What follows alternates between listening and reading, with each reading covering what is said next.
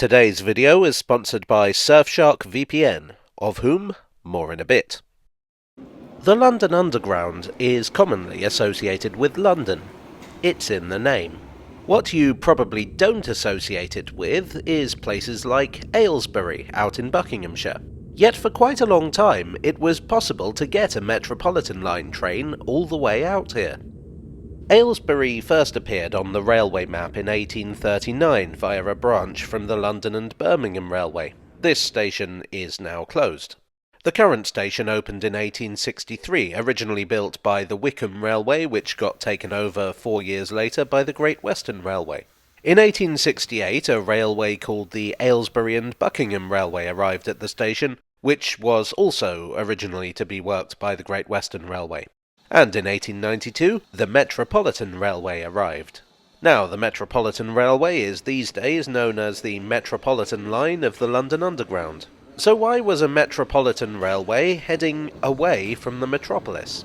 Well, when the Metropolitan Railway was first opened in 1863, it was just that, a line from Paddington in West London to Farringdon in the city. There was some disagreement over the question of what now? Whether to remain a purely metropolitan line or to head further out. That decision was made for them when Edward Watkin took over as chairman in 1872. Watkin was a true railway entrepreneur involved in lines all over the world. There was no way he was going to be happy with a few miles of track in London. Now, remember I mentioned the London and Birmingham Railway? Well, in 1846 that became part of the enormous London and North Western Railway. Watkin wanted the Metropolitan to link with the LNWR. The deal was this. Watkin was also general manager of the Manchester, Sheffield and Lincolnshire Railway, which met the LNWR in Manchester. If he could form an alliance with the LNWR and extend the Metropolitan to Aylesbury, it would be possible for his trains to run from Manchester to the City of London. He also wanted to extend the Metropolitan Railway south to Charing Cross, where it would meet the South Eastern Railway, which ran trains to the Channel ports. And guess who was chairman of the South Eastern Railway? That's right, your man Watkin. And I suppose I should also mention that he had interests in the Chemin de Fer du Nord, which ran from Calais to Lille, Paris and Brussels, and a Channel Tunnel Company. Really, quite a lot was resting on getting the Met to Aylesbury and joining the LNWR. The problem was the LNWR themselves, who already had a line from London to Manchester and didn't see the benefits of helping a competitor out. So that fell through. But of course, that wasn't the end of it. The Duke of Buckingham was chairman of the LNWR, but also of the Aylesbury and Buckingham Railway, which was, to be honest, not a very useful railway in itself. He approached Watkin with the suggestion that if the Met couldn't reach an agreement with the LNWR, maybe they could do something with the Aylesbury and Buckingham. Get further links and extensions built, get the Met to Birmingham, Oxford, Northampton or Nottingham, perhaps. Now, the Duke would eventually lose interest in the concept due to becoming governor of Madras, but Watkin did not. The Met extended north. In 1891 they bought out the Aylesbury and Buckingham, which was going cheap due to being, as we discussed, not a very useful railway in itself. Do you know what is really useful in itself? The sponsor of this video, Surfshark VPN. If you're online, and I don't know how you could be watching this video if you aren't, a VPN is a mighty valuable tool. Surfshark's advanced encryption allows you to hide your identity online, giving you an added level of protection when browsing. And maybe Watkin didn't get his railway from Manchester to Paris and Brussels, but you can visit all of those places virtually, and many more, with Surfshark's servers in over 100 countries. Why would you want to do that?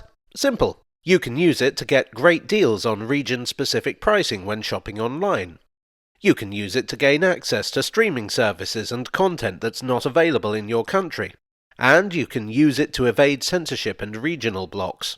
You can use your account on an unlimited number of devices at no extra charge. Now, if you don't want to spend a lot of money, you could buy a poorly connected railway in Buckinghamshire, or you could take advantage of this exclusive offer. Click the link in the description below, or scan the QR code that should be appearing on the screen now, and enter the code JAGO, And you can get 3 months extra free with a 2-year plan.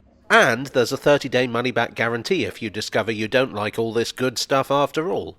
Anyway, let's head back to the 1890s when Surfshark didn't exist and everyone could see what you were doing online.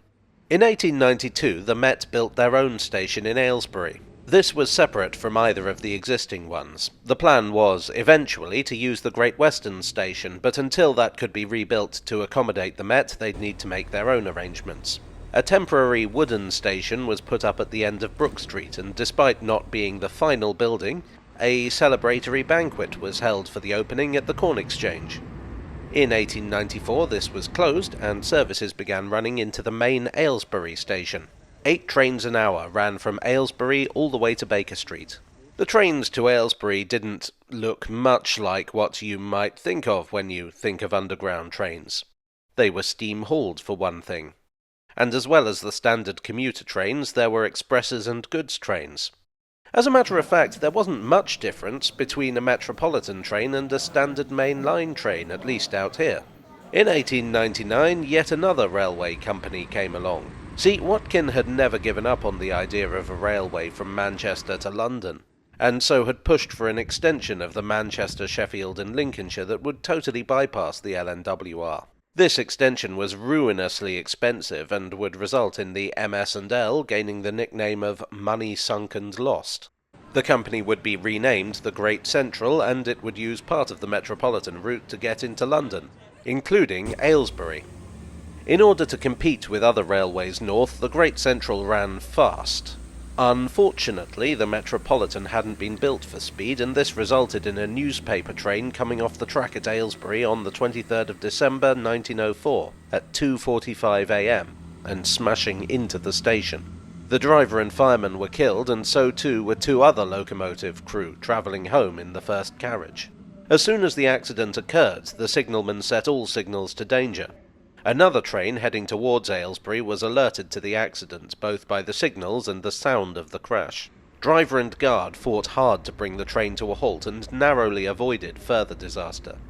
The second train hit the wreck of the first, but not hard enough to derail. By an incredible piece of good fortune, the impact shifted some of the wreckage enough to free some trapped passengers.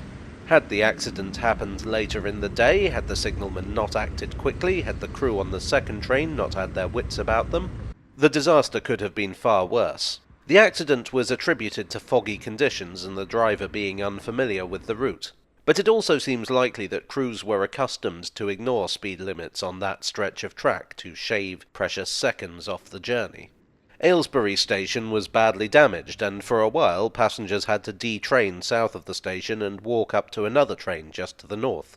In 1908, the reconstructed station opened. The company had taken the opportunity to realign the track to remove the dangerous curve.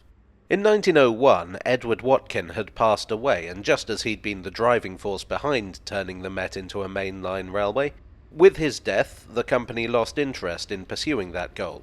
In 1923, the Great Central Railway was amalgamated into the London and North Eastern Railway. At this time, for economic reasons, all the major railway companies were grouped together into 4 super companies. The Metropolitan was excluded because, they argued, they were really an underground railway and thus not like other railways. The LNER had Aylesbury Station rebuilt between 1925 and 1926, and those are the buildings that you see today. Also in 1925, the Metropolitan Railway was electrified as far as Rickmansworth.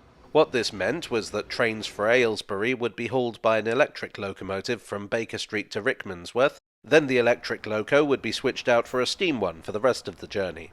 The changeover was very slick and could be carried out in 3 minutes, but it was not an ideal situation. In 1933, the underground lines were themselves amalgamated into the London Passenger Transport Board, better known as London Transport. The Metropolitan now argued the opposite of their previous position. They ran proper trains, like expresses and goods trains. They weren't some mere tube line. But this time their arguments didn't sway anyone, and the Metropolitan Railway became the Metropolitan Line.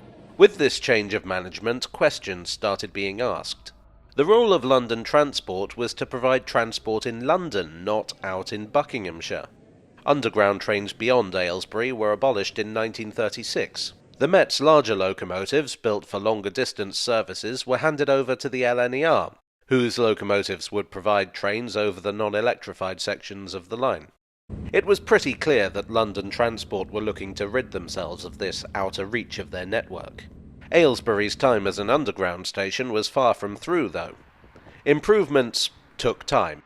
The Second World War put most improvement works on hold, and post-war works were slowed down by a shortage of money. Eventually, in 1960, electrification reached as far as Amersham and Chesham. On the 9th of September 1961, all services beyond Amersham became the responsibility of British Railways, the nationalised rail network. So ended Aylesbury's days on the tube map. You can, of course, still travel to Aylesbury, but now you have to do so over the old Great Central line from Marylebone.